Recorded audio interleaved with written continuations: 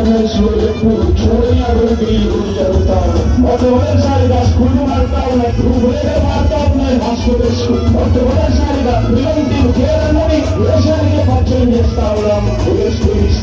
ఈ 4 సంవత్సరాల కాలంలోనే ఏకంగా మా అన్న ప్రభుత్వంలో మరో 4 సీట్లకు ఈరోజు వేగంగా కట్టడం జరుగుతా ఉంది కూడా